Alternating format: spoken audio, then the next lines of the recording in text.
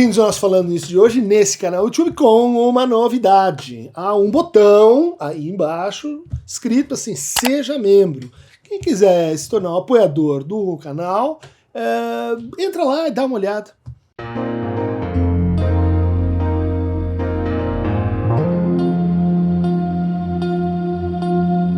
Bem-vindos ao nosso canal YouTube, nesse Falando Nisso de hoje, com uma pergunta clássica, que no fundo começa a fazer uma série de relação assim entre psicanálise e filosofia. Nós temos um vídeo sobre Freud com Kant, temos um vídeo de Lacan com Hegel, e agora, pergunta de Francis Lousada. Acho contraditório na explicação psicanalítica falar-se em filosofia todo o tempo. Narciso, formação do sujeito, subjetivação, biopoder, Édipo, existencialismo, cuidado de si, Descartes, mente e corpo, Hume, a ilusão do eu. Quando formado em filosofia, não pode se tornar psicanalista. Só médico e psicólogo. Belo vídeo, professor. Arnaldo Tony Chagas. Lacan concordou que o primeiro sujeito suposto saber na modernidade foi proposto por Descartes. Diogo Bendelac. Professor, podemos dizer que o código cartesiano foi uma experiência de despersonalização de René Descartes? Pergunta interessante. Leonardo Coutinho. Olá, Christian. Poderia falar sobre o código de Descartes e o sujeito lacaniano? Aristides Tavares dos Santos. Como você citou a metafísica do ser de Descartes, por ter sido quem a inventou, sistematizou os procedimentos, o método científico toma conta que a alma e o espírito possam ser objetos de análise científica, mesmo que sejam negativas. A pergunta que fica, o espírito tem alma? Tenho definições que partiram de um coletivo espírita, paz e bem, mas que não respondem à pergunta.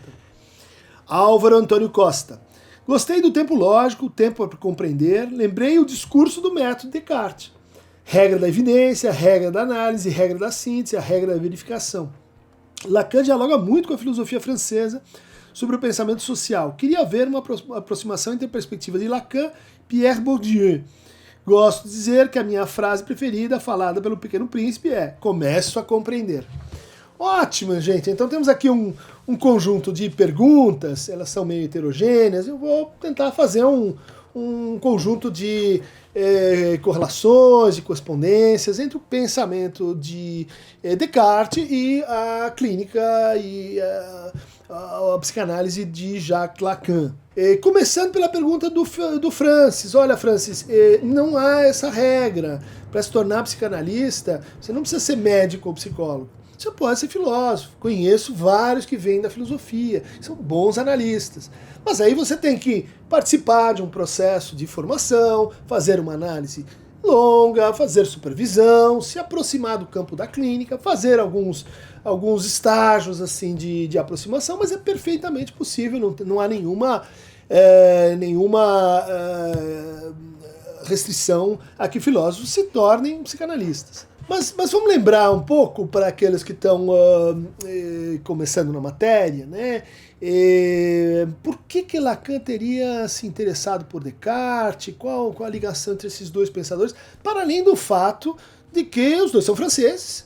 Descartes é o fundador da filosofia moderna, francês, conhecido inclusive por ter, junto com Montaigne, que é um pensador um pouco anterior, né, do século XVI, inaugurado assim a filosofia escrita, feita na língua francesa. Isso é importante, né, para os propósitos aqui do Lacan. Mas logo num dos trabalhos seminais do Lacan, o Estágio do Espelho, há uma declaração assim programática, onde Lacan diz: a experiência sobre a qual convém dizer que nos opõe a qualquer filosofia diretamente oriunda do cogito. Ele está se opondo, então, aqui não só ao Descartes, mas às filosofias oriundas do cogito. O que isso quer dizer? E eu acho que isso esclarece um pouco o começo do nosso debate, né?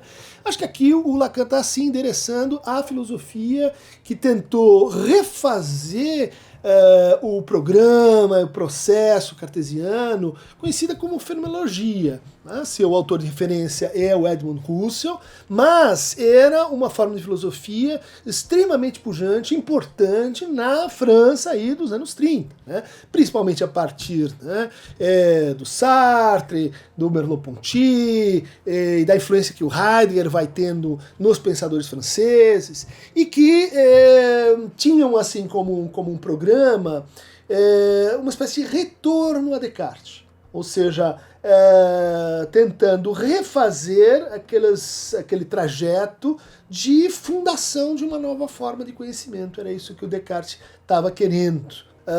Muito interessante que a inspiração para essa aventura filosófica começa com um sonho.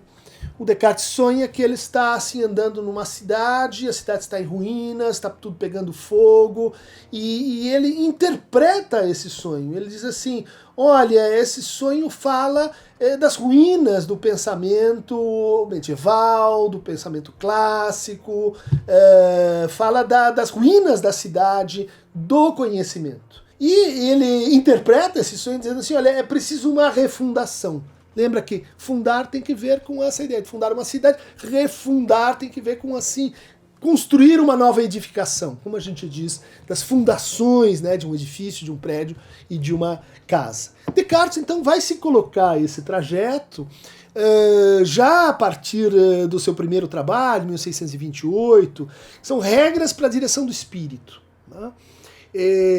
Isso apresenta o nosso autor. O Descartes ele estudou no Colégio La Flèche, um colégio jesuíta muito importante, onde você tinha uma profunda cultura clássica, né, grego, latim, ao lado de uma cultura matemática, uma cultura de alta referência para as demonstrações lógicas, e tinha a matemática então em alta conta. E o Colégio La Flèche é um colégio jesuíta. Essa primeira ideia do Descartes de produzir regras para a direção do espírito já informa a gente que ele interpreta o seu tempo como um tempo carente de orientação para o conhecer, de orientação para o espírito. Tem uma questão aqui sobre o espírito e a alma. Justamente isso vai se tornar, né, uma distinção histórica, e que a gente pode dizer, né, o espírito que é aquilo bom que a gente deve dirigir, né, para bem conhecer, conforme o subtítulo do trabalho das Meditações da Filosofia Primeira, né, 1641, ou mesmo, isso vai aparecer no texto, que é um texto de introdução a um tratado, de geometria, um tratado, na verdade, de óptica, né, que era uma parte da óptica, e de astronomia. Chamado Discurso do Método, 1637. Então, nesses dois textos mais conhecidos, fundadores, o Descartes vai tentar assim produzir uma espécie de conjunto articulado, sólido e consistente de como a gente deve proceder para conhecer. Por isso, ele é conhecido também como o inaugurador, uma das bases da ciência moderna. Não é a única, mas é, por assim dizer, o lado do sujeito quando a gente pensa em ciência. Ou seja, o lado do aquilo que conhece, a posição boa na qual a gente deve se colocar para bem conhecer. Daí a preocupação primária dele é de estabelecer-se para si a procura das ideias claras e distintas, quer dizer, um critério, em busca de uma evidência. Uma evidência seria aquilo que resiste à dúvida, né? E esse processo de dúvida é alçado por ele, então, à condição de um método. Já existia a dúvida cética no Montaigne, né? Já existia a dúvida ontológica lá entre os gregos, né? Impossível conhecer, mesmo se fosse possível, não era possível transmitir o conhecimento. Mas o que o Descartes vai fazer é transformar a dúvida em método. Daí aquele que pensa sempre criticamente, pensa sempre que, bom, a partir do e se não fosse isso? Pensa sempre a partir do duvido. O programa Descartes é produzir, a partir da dúvida metódica, uma relação entre a certeza, que é um estado psicológico do sujeito, o estado da alma, vamos dizer assim, e a verdade. que é uma qualidade das proposições, que é uma qualidade daquilo que a gente pode dizer, que a gente pode afirmar, né? Dizer do que é e do que não é, que não é. Isso é verdade, verdade bivalente, né? Com erro, com a falsidade, com o engano. E essa ideia não aparece assim desprezada pelo Lacan, né? Por exemplo, no seu trabalho sobre formulações acerca da causalidade psíquica, ele vai dizer assim: por isso é que penso que a palavra de ordem de um retorno a Descartes não seria inútil.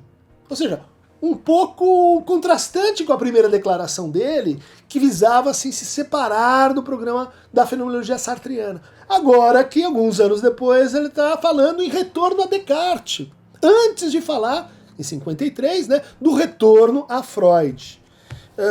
Descartes vai ser enaltecido pelo Lacan, por exemplo, quando ele diz assim: pois nem Sócrates, nem Descartes, nem Marx, nem Freud podem ser superados, na medida em que conduziram suas investigações com essa paixão de desvelar o que tem um objeto, ou seja, a verdade.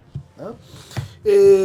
O Lacan está então, reintroduzindo, radicalizando algo que tem uma feição moderna, mas não exclusivamente moderna, que é o tema da verdade. Tá? Isso vem lá do Descartes, a busca, a paixão pela verdade, as regras para alcançar a verdade. Só que vamos observar lá com o comentário do Foucault, né? O que o Descartes fez em relação ao conceito mesmo de método? Se a gente o compara com a existência do métodos em grego. Ele vai dizer assim: olha, o Descartes exclui, separa do método aquilo que seria assim, o seu poder de transformação ético. Né? Para os antigos, quando você toca a verdade, você se transforma. Ou melhor, quando você se põe em busca da verdade, você tem um preço a pagar. E esse preço é assim na sua alma, né?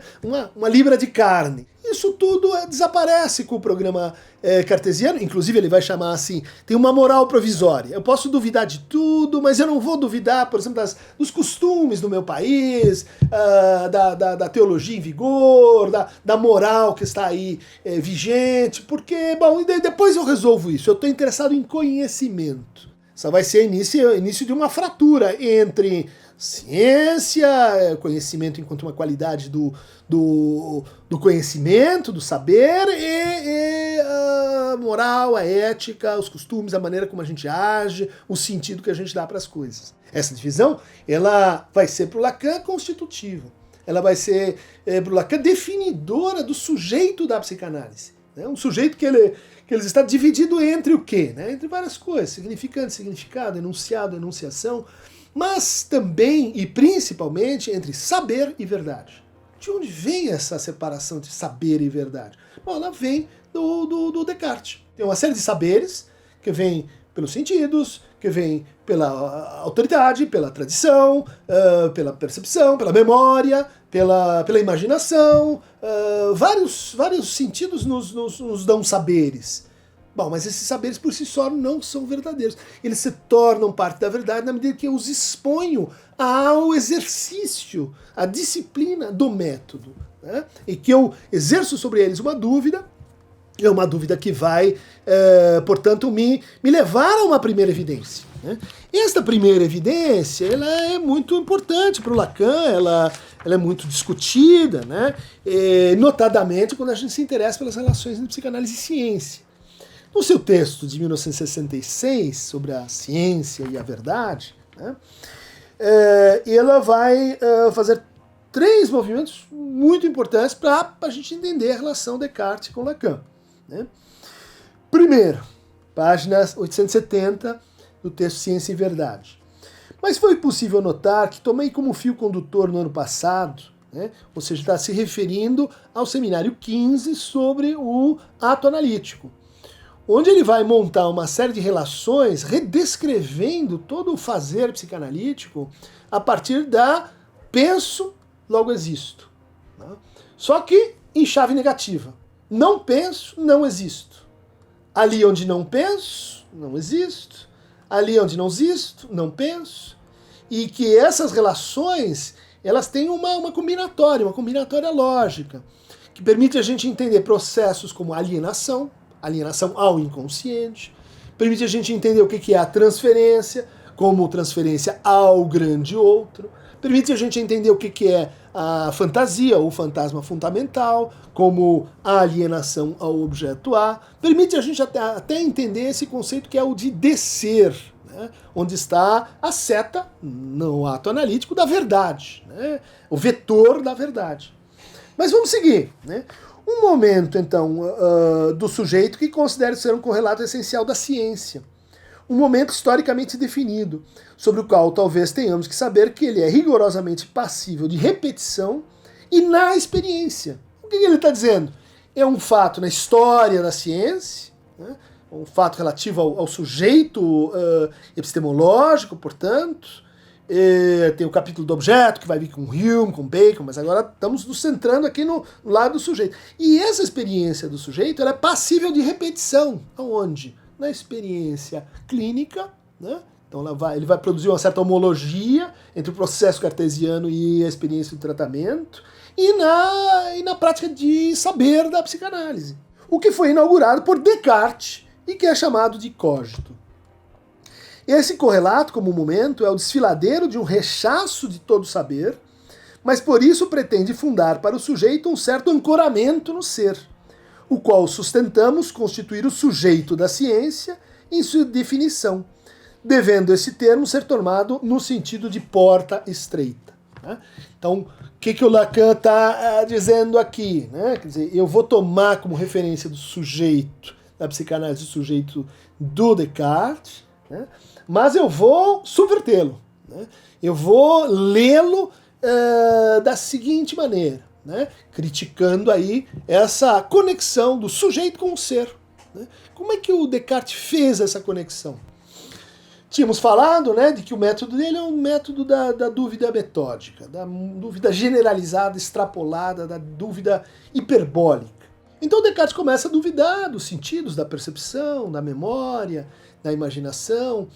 Ele chega a duvidar da própria existência. E nesse ponto lhe ocorre o espírito que tem uma coisa que ele não pode duvidar, que é o fato de que ele está duvidando. E se ele está duvidando, vamos perguntar a que faculdade pertence o processo, o ato de duvidar. Bom, é a faculdade do pensamento. Eu não duvido pela memória, eu não duvido pela imaginação, não duvido pelo juízo, mas eu duvido pelo pensamento. Bom, e se eu não posso duvidar que eu estou duvidando enquanto eu estou duvidando, esse é um pensamento claro e distinto, e esse é um pensamento indubitável. Portanto, essa é uma primeira evidência. E se enuncia como penso, logo sou, ou penso, vírgula, sou. Ou cogito, ergo, sum. Daí vem a ideia do cogito, né, como momento de pensamento, mas que ele em seguida eleva a condição de substância. Né, a substância pensante. E é isso que muitas vezes a gente vê criticado pelos psicólogos. Né? Assim, olha, eu não quero fazer uma psicologia cartesiana, dualista. Né? Por quê? Porque eu estou transformando aquilo que é um ato, né? O ato de pensar, o ato de duvidar, num caso particular de uma substância pensante, que se opõe a uma substância extensa. O que é essa substância extensa? O corpo. Né? Então aí você tem a ligação, corpo e mente, feito no entender do Descartes, pela glândula pineal. Né? Você tem uma teoria da medicina, inclusive. Né? Lembrando aqui, a árvore de conhecimento de Descartes é feita pela metafísica nas raízes, o tronco é a física, e os galhos são medicina, moral e mecânica. Mecânica é parte da física.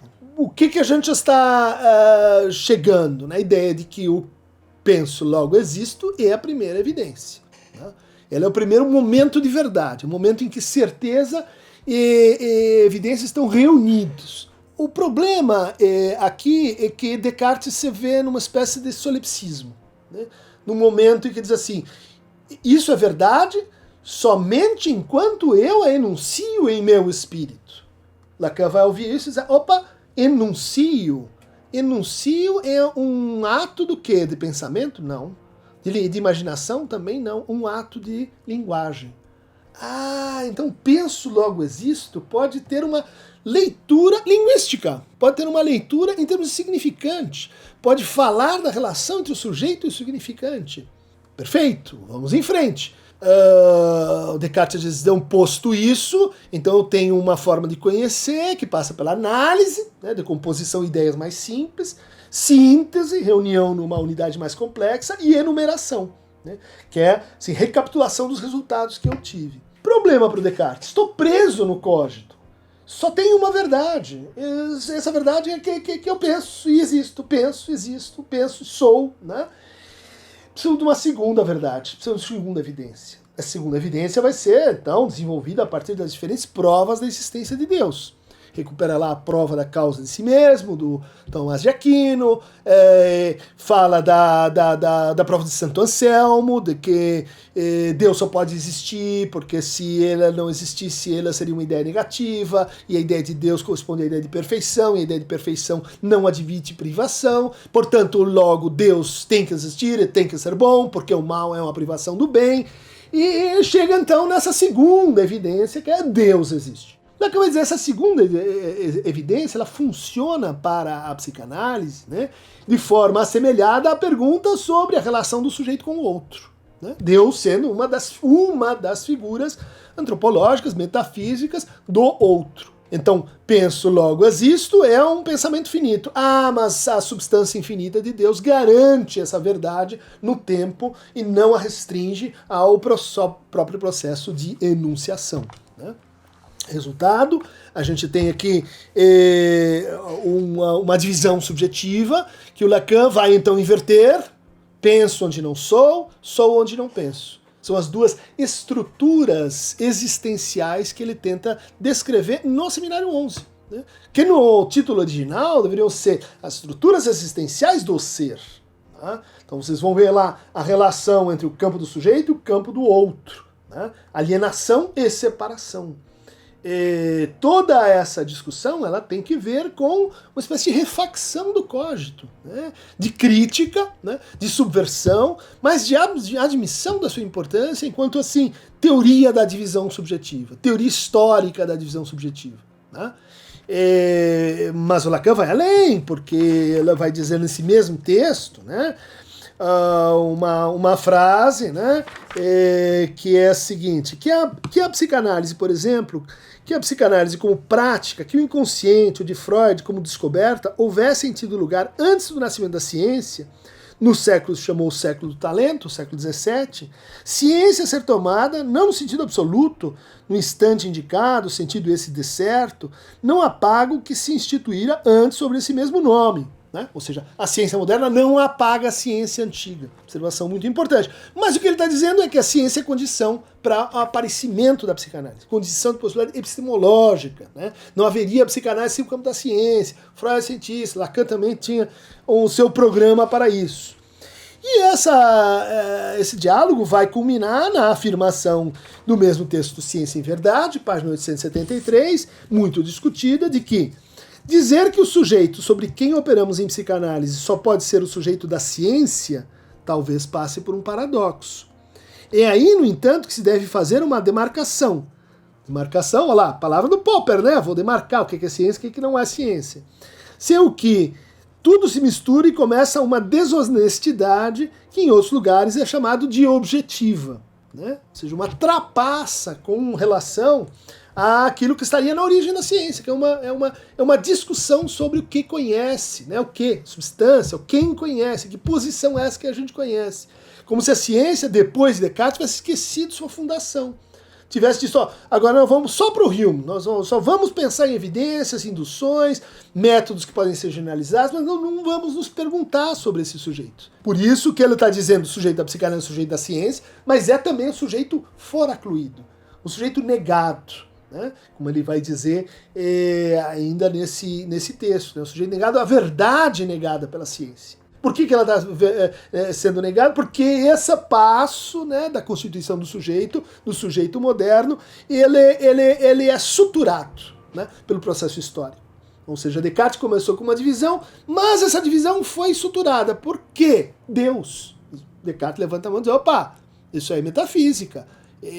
O Lacan diz, opa, é metafísica, então temos que reconhecer isso e incorporar isso como um problema. Bom, Lacan vai falar então em foraclusão da verdade, que vai retornar como tecnologia, né? Foraclusão do sujeito, que vai retornar como alienação. Ela vai debater com Descartes ao longo de toda a sua obra, mas acho que não há muita dúvida de que a Descartes é um autor incontornável para a gente entender Lacan.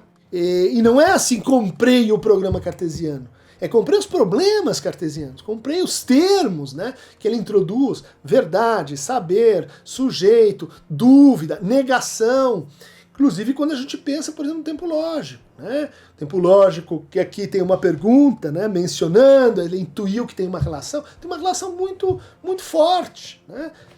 Vejam aí o vídeo do tempo lógico, vocês vão ver que ele tem três momentos, mas tem dois momentos em que o Lacan diz assim: olha, tem um erro que vem pela precipitação. Né? O sujeito se precipita numa verdade que, por causa da pressa, essa mostra equivocada. E num outro momento ele diz: olha, tem um prejuízo, tem uma antecipação, né? Como se eu soubesse antes da hora. Estão aí as duas fontes do erro para Descartes. Vamos ler lá o Tratado de Reforma do Intelecto, isso reaparece no Meditações, né? De onde vem o erro, já que, bom, Deus garante o conhecimento, Deus é infinito, Deus é bondoso, então de onde vem o mal, né? De onde vem o erro? O erro vem da precipitação, ou seja, porque eu não fui seguindo, né, a ordem das matérias e distinguindo a ordem das matérias da ordem das razões. Eu não fui contando direito. Né? Eu pulei, eu me confundi entre as duas coisas. Né? Tem a ordem analítica e a ordem sintética. Quando eu faço isso, quando eu penso assim aceleradamente, quando eu penso fora do tempo, né? Olha lá, o espírito se desagrega, se perde em relação ao pensamento, e daí vem o erro. E o segundo é também uma patologia do tempo. É quando eu acho que sei porque eu tenho um conceito ruim e eu acho que esse conceito ruim é falso, ele é um conceito verdadeiro, porque eu não expus ele à crítica. Então aí a gente tem o Descartes, que é a matriz para a crítica da ideologia, né? Para a crítica das nossas ilusões, como vai se falar lá também o Bacon. Ele vai dizer, um conceito não deve ser tomado por si e aceito só porque a tradição coloca. Um conceito tem que ser verificado. E verificar um conceito é decompô-lo, fazer análise do conceito, reuni-lo e enumerá-lo.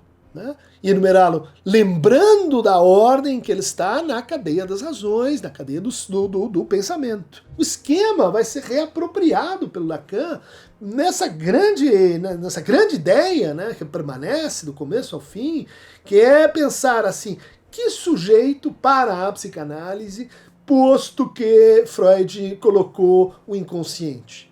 Que noção de sujeito a gente precisa e pode ter a partir do inconsciente? Vamos dizer, o inconsciente é uma inconsciente, uma negação da consciência.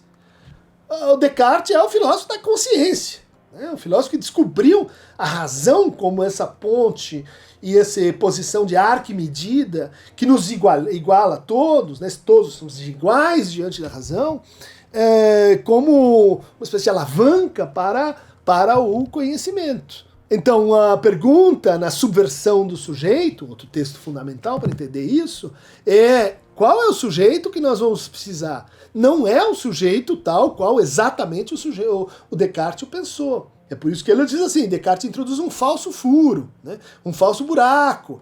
O falso buraco o quê? Entre pensamento e existência. Isso é a parte, vamos dizer assim, que o Lacan não vai aceitar. Esse dualismo ele é completamente secundário para os propósitos do Lacan. Né?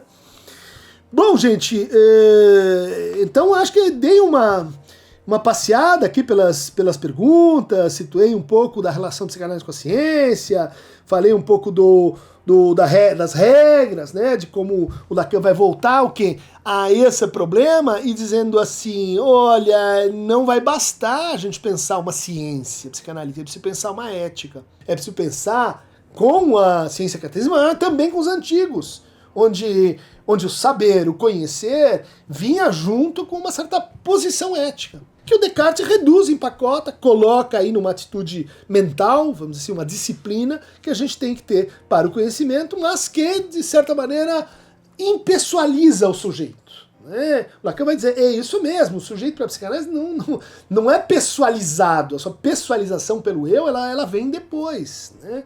E o inconsciente é uma, o quê? Como dizia o Freud, uma forma de pensar, né? Uma forma de pensar que não se pensa a si mesma, uma forma de pensar que se mostra os pensamentos oníricos, que mostra, bom, para o Lacan, as articulações significantes, né? No sujeito como esse efeito, né, de movência do significante, o que um significante representa um sujeito para outro significante. Tá aí, Descartes com Lacan, um pequeno passeio rápido, introdutório, ótima pergunta.